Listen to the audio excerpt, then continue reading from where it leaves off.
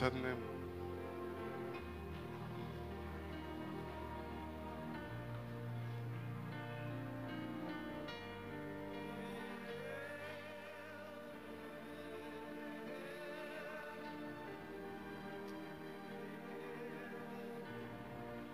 Как е Божият народ? Само един човек е добър.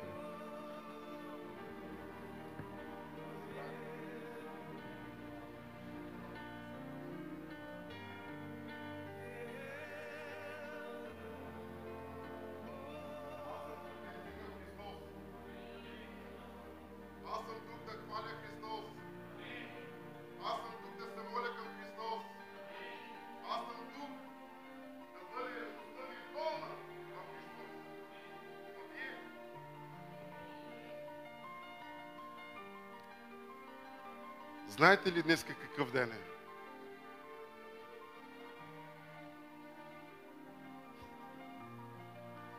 Ден на прошката. Идвайки на това място, всеки път казваме: Тате, прости ни.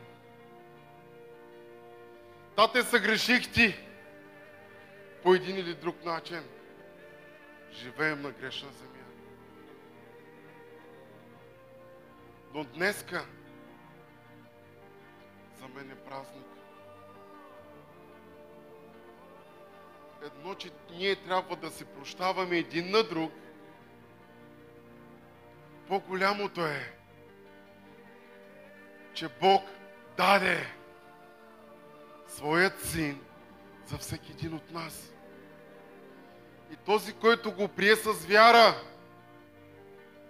той не само прощава, но и заличава грехове и грешки в живота. А докато при нас може да се погодим с хората, но имаме едно на ум и помним, че някой ни е съгрешил.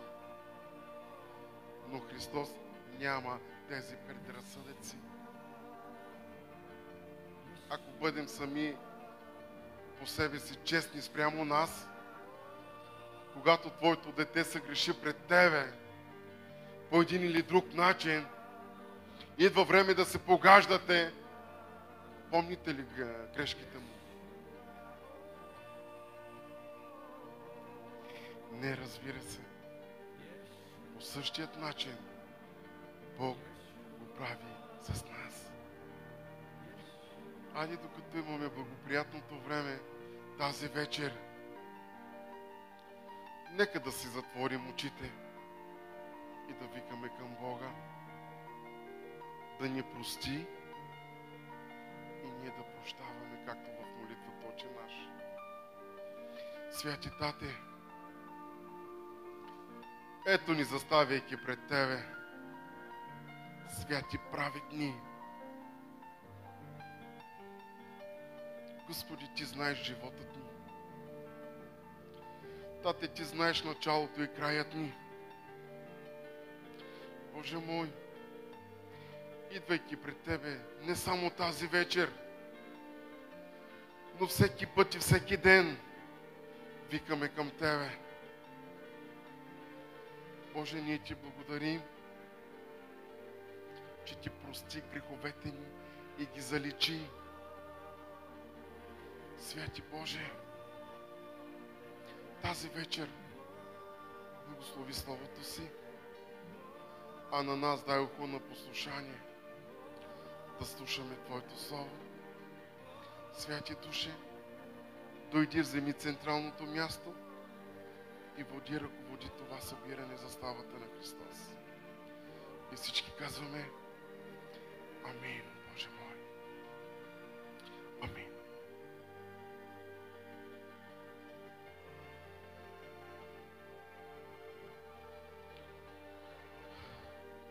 Колко е добър Бог спрямо нас? Добър ли е спрямо нас? Добър е. Милостив. Жалостив. всичките добри качества, каквото и да кажете, Бог ги притежава. А човек притежава ли всичките качества?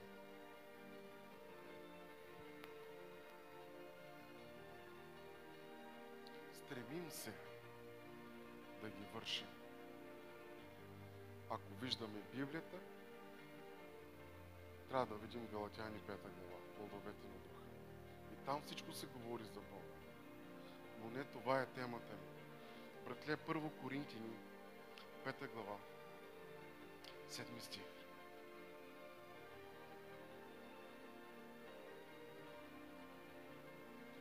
Тази вечер е празник за мен. Казах ли го? Пак ще го кажа. Тази вечер е празник за мен. И ще разберете. 7 стих. Очистете старият квас, за да бъдете ново тесто, тъй като сте безквасни, защото и нашата Пасха, Христос, бидейки заклан за нас.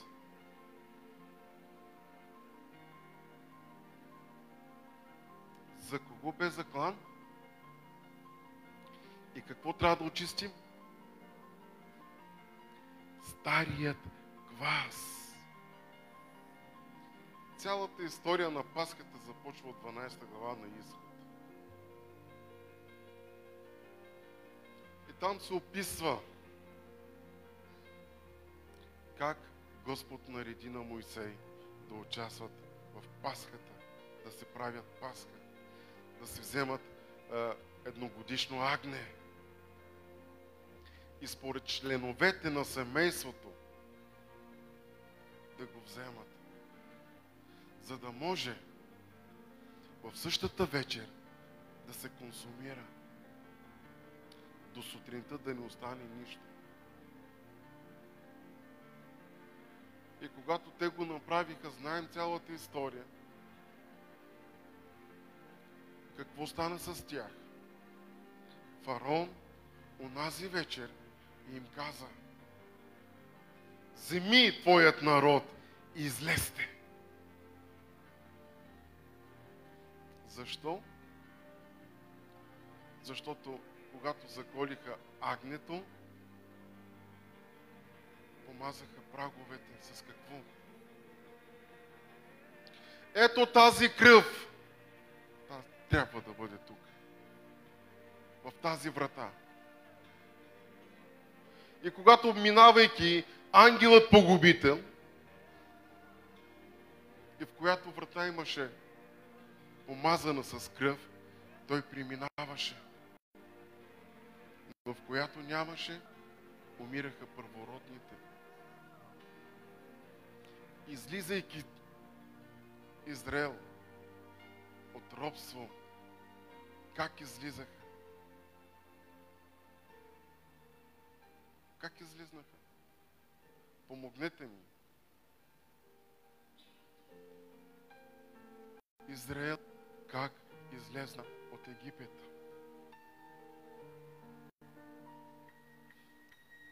Номер 1 Барвалай. Имаха злата, имаха сребро, имаха говеда. Знаем, че 40 години в пустинята вече ги изядоха. Но откъде знам това? Библията го пише. Помните ли кой направи златното теле? Кой? Арон. Арон направи какво? Златно теле. И за да направиш ти златно теле, представете си колко злато се изисква. Не излезнаха ли богати? Бог не ли ги благословил? И сега в символ на това, празнувайки Господната вечера или Пасхата по това време, от 12 глава, даже до днеска Израел празнува своя си празник. Освобождение. Това е Пасха. излизайки този народ благословен, защото Господ им каза и заръчал как да го правят. В момента, днешно време, как може да участваме ние в тази Пасха? И какво символизира Пасхата или Господната трапеза или вечеря? Народа беше освободен. Народа беше благословен. Но какъв беше принципът? Да се вземе едногодишно яре. И ако виждаме голямата картина, Господ ги подготвяше за идването на Христос, защото знае, че точно когато Израел празнуваше Пасха, кой беше пасхалното агне? И само за Израел ли? А Израел, когато празнуват, те знаят, ние бяхме освободени. Както утре България какво ще празнува? Какво ще празнува България? Освобождение! По същият начин евреите празнуват своя си празник. Но има голямо значение за нас, вярващите. Ако Израел беше освободен и благословен, участвайки в това, аз знам, ще бъда освободен, ще бъда спасен, ще бъда изцелен.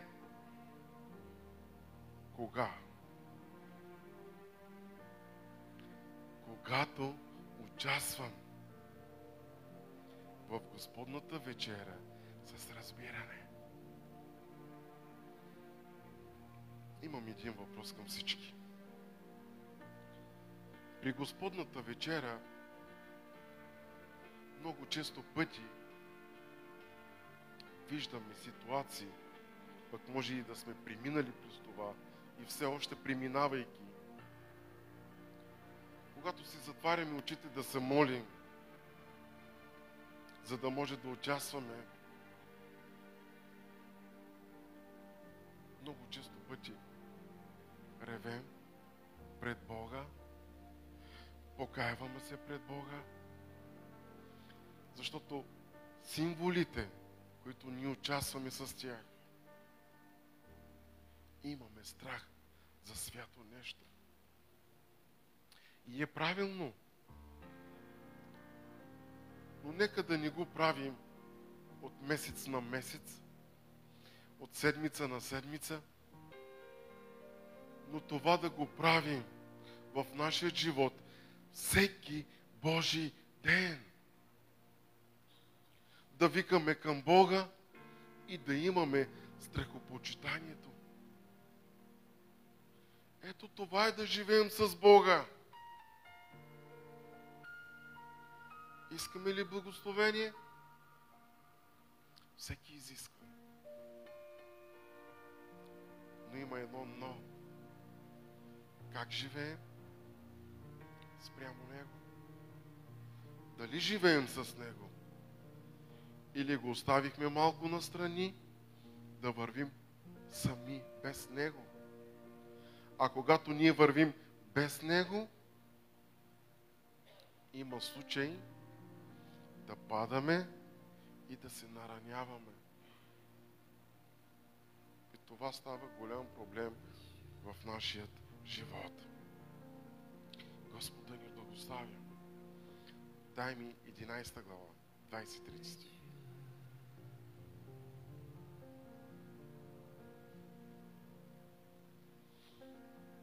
Първо Коринтини, 11 глава.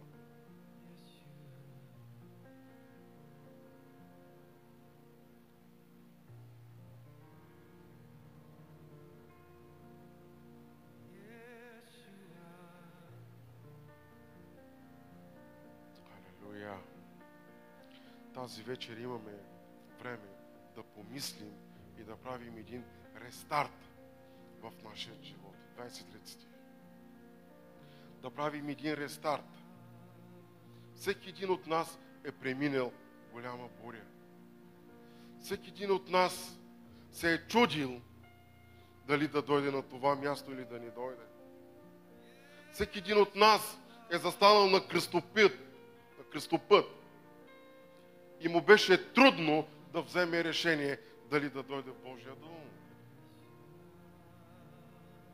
Но днеска трябва да вземем едно решение вътре в себе си. И като прескочим прагът на този дом, да му служим с дух и с истина.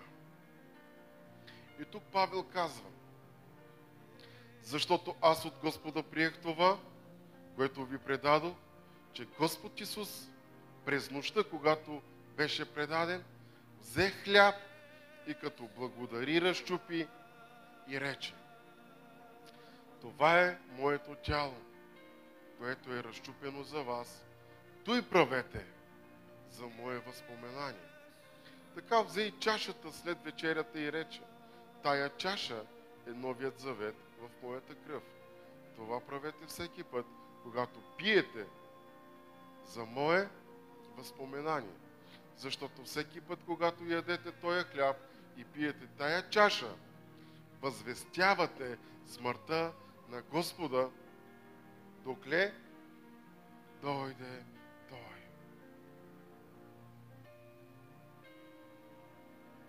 Павел казва: аз от Господа приех. В случаят Павел не беше с Христос. Но ние знаем, че когато Павел тръгна по пътя за Дамаск, там Господ го е срещнал. И тогава той казва: аз от Господа приех лично и сега свидетелствам за това.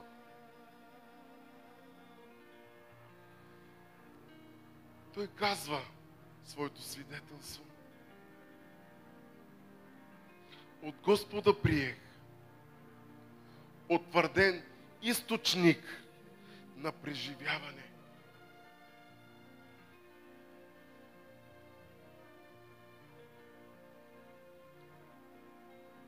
Господ да ни благослови. Когато всеки един има лична среща с Христос, той може да каже: прочел един стих, казва: аз от Господа го приемам, защото е така и вярвам и ще живея със Словото на Бога. Защото всеки един трябва да има лично преживяване с Бога. Ако нямаме лично преживяване с Бога, напразно идваме на това място. В момента ви карам да мислите, да не би идвайки на това място напразно, или имам преживяване с Бога. Господ говори ли? Говори. Господ помага ли? Помага. Ай, нека всеки един да си задава въпроса: тате, ако говориш на първи, втори, трети, говори и за мене. Искам лична среща с тебе. И аз искам да говоря от лична практика.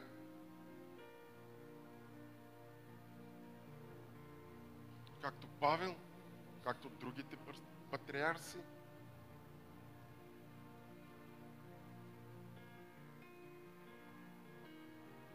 От днес нататък.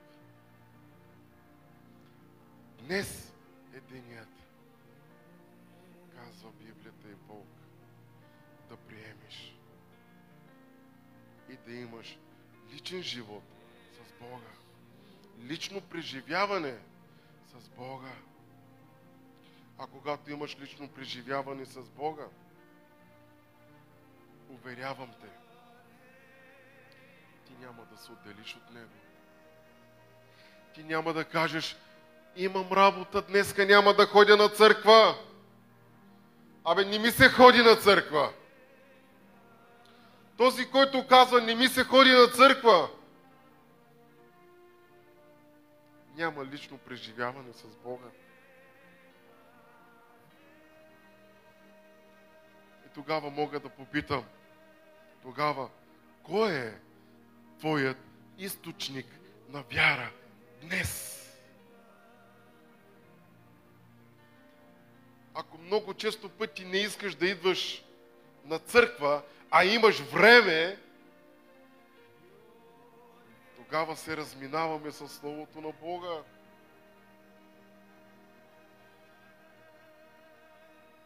Така ли е или да?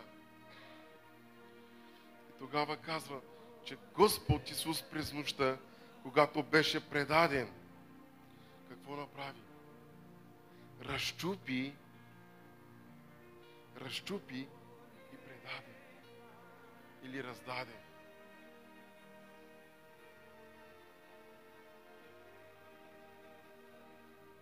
Най-тежката нощ на Христос, когато беше предаден. Ние знаем случката в Гецеманската градина. Той се молеше. Колко се молеше? 2 минути? 5 минути? 1 час? Прекарал е доста време в молитва. Какво ви говори Гецеманската градина? Какво е Гецеманската градина? Какво има там?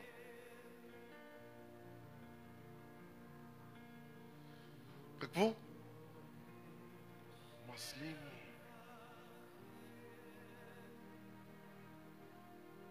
А когато притискаш една маслина, какво излиза от нея?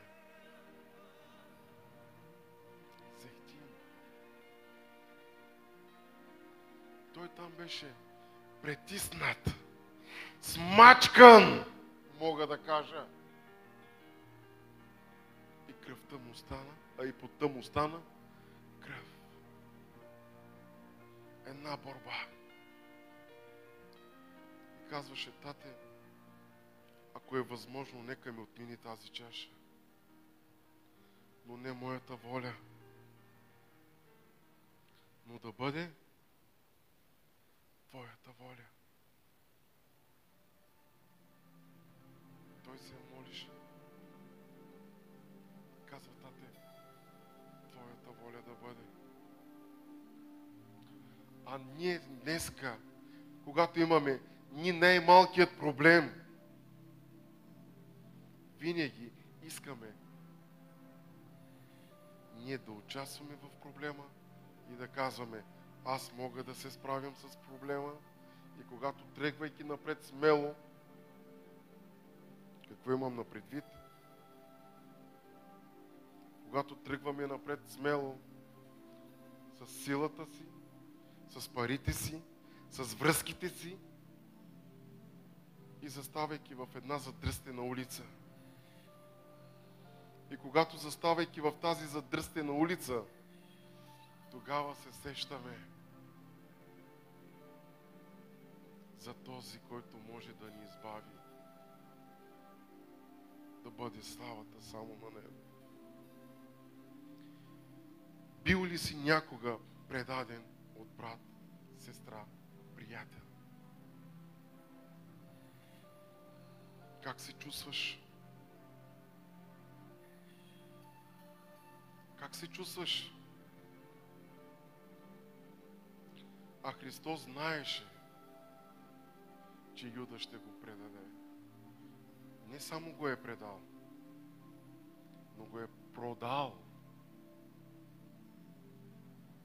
Продаден. И предаден, и продаден. Кой от патриарсите беше продаден? Спомните ли си? Йосиф, същата случка. Това, което се случи с Христос, преди това стана с патриарсите. И в момента след Христос сега ние живеем и нямаме оправдание. Защото имаме модел на подражание.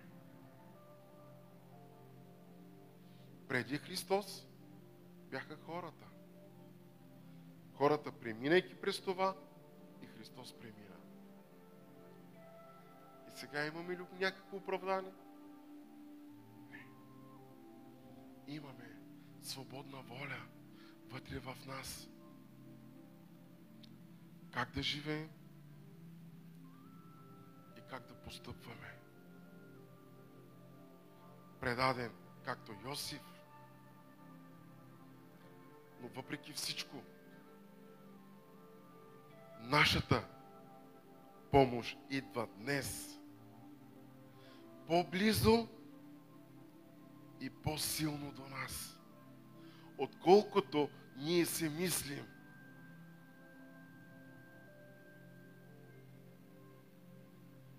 Но по-важно в текста е това, че делата на Исус е таинството, утвърдено лично от Исус. Защото това, което четем, Той го е извършил. Може би по-старите, по-възрастните предаваха на своите внуци приказки и басни. Имало едно време, но това не е приказка или басна. Някой да си измисли. Но това е реалността, което се случи. И в онази нощ, за която цялото творение свидетелства, взе хляб и като благодари разчупи и рече: това е моето тяло, което е разчупено за вас. Той правете за мое възпоменание.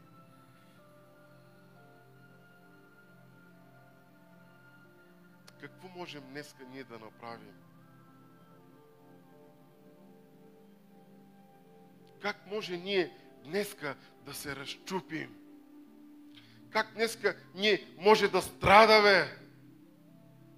Как днеска ние може да понесем болки заради брата, заради сестрата, заради ближния?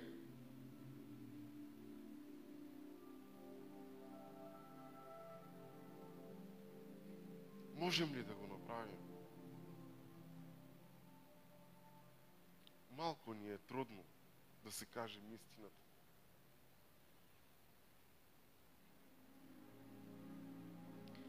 Той се разчупи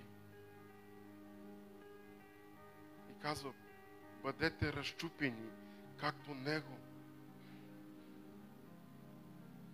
Аз мога само да кажа: да бъдем съпричастници, както Него. Дай ми, братле, Ефесяни 3 глава, 6 стих. Там се казва: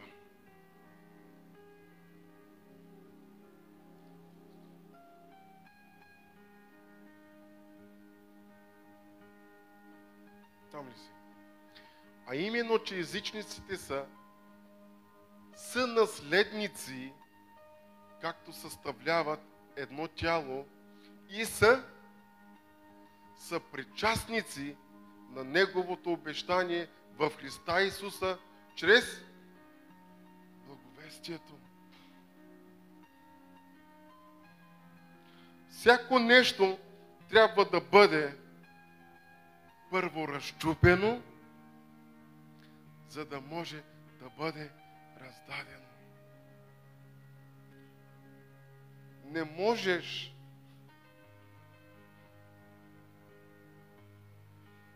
да го кажа ли директно? Ако си бил разчупен от думите на другите, от делата на другите, пречупен от делата, на ония, които не те искат, на ония, които те мразят, на тия, които ти говорят, на тези, които не те искат. И ако не се чувстваш счупен във вътрешността ти, да кажеш, той го е направил. И аз ще го направя. Защото сам по себе си аз нямам силата. Но този, който е вътре в мене, е по-силен от това, което аз искам да върша. И ако сме покорни, ние ще се разчупим. И Библията казва, и кръвта му ни събира отново. Пролятата му кръв, тя ще ни събере. Ако Христос беше разчупен за всички, кръвта събира всички, животът. Дай ми 2 глава на Ефесяни, 11 стих. И там се казва, затова помнете, че вие някога езичниците по плът, наречени необрязани от тия, които се наричат обрязани, с обрязване на плътта, което се извършваш с ръце, в онова време бяхте отделени от Христа, странни на Израилевото гражданство и чужденци към завета на обещанието, без да имате надежда и без Бога на света. А сега в Христа Исуса, вие, които някога сте били далеч, сте поставени близо чрез кръвта на Христос. Халелуя!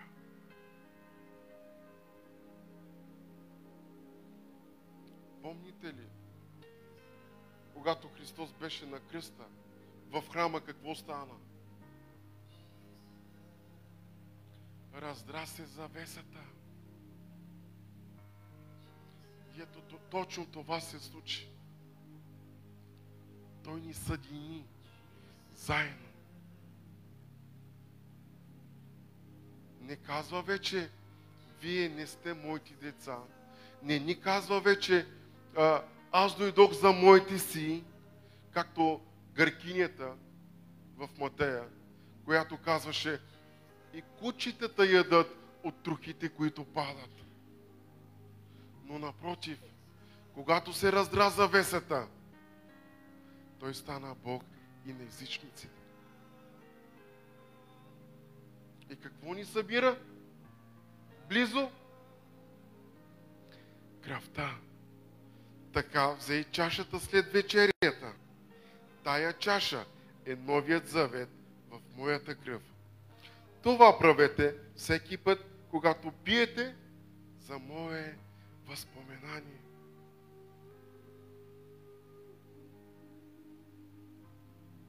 Чашата никъде в Евангелията, нито тук се казва или се споменава, че е вино.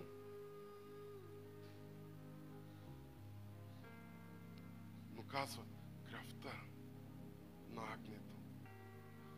То събира. А въпреки, че евреите празнуват точно с вино.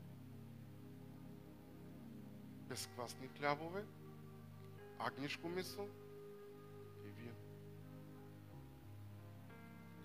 Но ние не казваме, не споменаваме вино, но ние казваме, че кръвта му ни събира и ни поставя по-близо до Христос.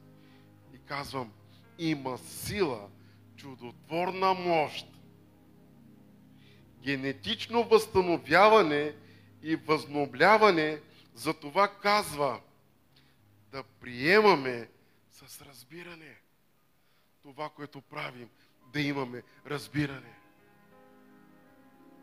Много хора нямат разбиране за Господната вечера. Много хора не участват в Господната вечера, а претендират, че живеят с Бога.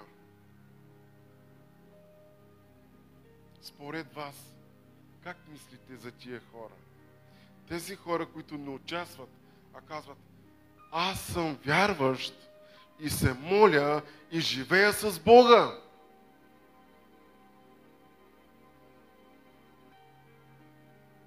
А ме е страх да участвам, да не умра, да не се разболея. Напротив, евреите участваха и излезнаха от Египет богати. Излезнаха от Египет богати. Айде да питам сега по-старите. Има една поговорка. От здравето има ли по-голямо богатство? Няма. И той ще възстанови, казва Библията, силите ни ще ги поднови, както добре. Кога? Когато, участвайки с разбиране в Господната вечера. Затова ви казвах още в началото, че днеска за мен е празник. Ще участвам и ще пребъдвам в Бога. В Йоанна се казва в 6 глава, който пребъдва в мене, говори за Господната вечера, и аз ще пребъдвам в него. А този, който няма взаимоотношение с Бога, няма лично преживяване с Бога, той има страх от тези атрибути, от тези символи. И Библията казва, правете това, защото това е заповед, без място за избор. Защото Библията казва, това правете. Не ако искаш или не искаш. Това е заповед. Нямаш място за избор. Това правете.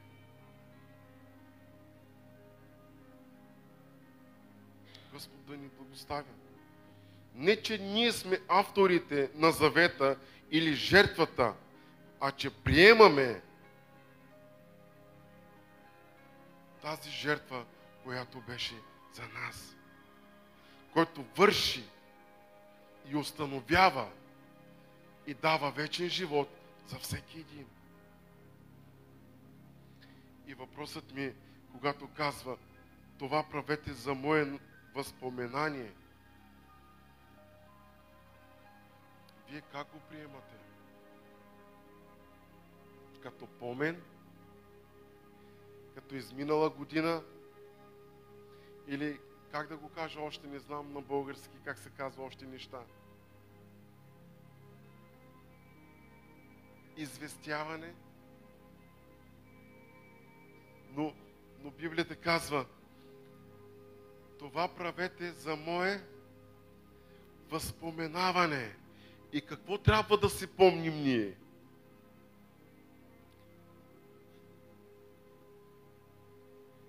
Ние трябва да си спомним, когато аз бях грешник,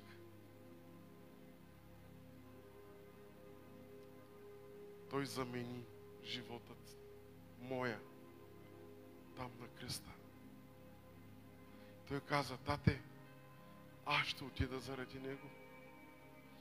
Аз ще го изкупя. Ще платя цената. И той ще бъде мой. И да бъде славата на Бога, че Той ме избра. Мене, а не аз него. Господ избира всеки един. Ако зависи се от мене много неща, нямаше да стъпна на това място. Но когато си избран и призван от Бога, няма къде да се криеш. Уверявам те, няма къде да се криеш.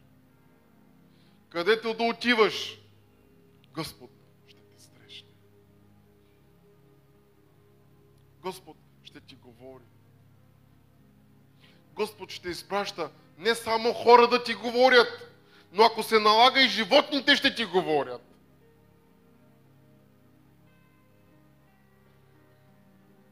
Но нека само да бъдем покорни на Неговите думи.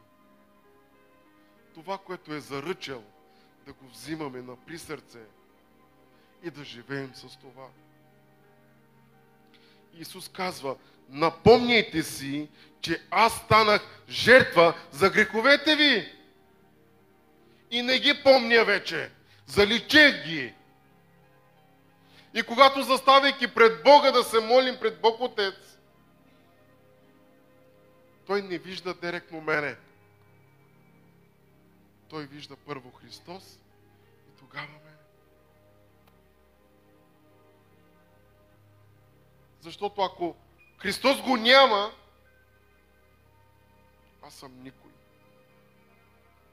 Но когато Христос е в моят живот и следвам повеленията Му, стъпките Му, моделът на живеене, тогава Той се радва пред баща си. И казва: тате, тате, тате! Аз бях за него на кръста. Отговори на молитвата. Благославяй го! Изцелявай го! И да бъде богат, както евреите излезнаха богати. Защото Библията казва: остарях и не видях праведният да проси. И имаме хиляди стихове в Новият Завет, че Той ще се грижи за нас. Но се изисква първо от нас ние да държим Неговото Слово. Помнете жертвата, с която Той прощава. Опростителната сила на жертвата. Когато беше на кръста, Той събра тази сила и каза: тате, прощавам на всеки един. Даже какво каза на разбойника на кръста? Още днес ще си с мене. Възкресителната сила ни дава нов живот. Възкресителната сила, която е вътре в тебе, Той подновява целият ти живот.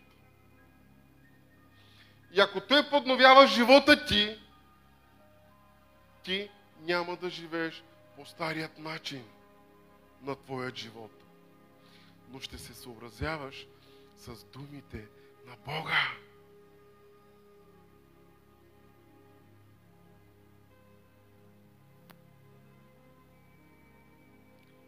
Защото всеки път, когато ядете тоя хляб и пиете тая чаша, възвестявате смъртта на Господа, докле дойде Той. Основателна причина с цел, че Той пак ще дойде. Възвестяваме смъртта, възвестяваме възкресението и казваме: Той пак ще дойде. И този път, като дойде, ще дойде за мене. Само за двама ли? Ще дойде да грабне църквата си в Перущица. Амин. Споменаването на възвестяване, цената е с надежда за спасение за вечността. Господ да ни благославя. Гледам, че времето доста напрегна. Никога не съм проповядвал 40 минути.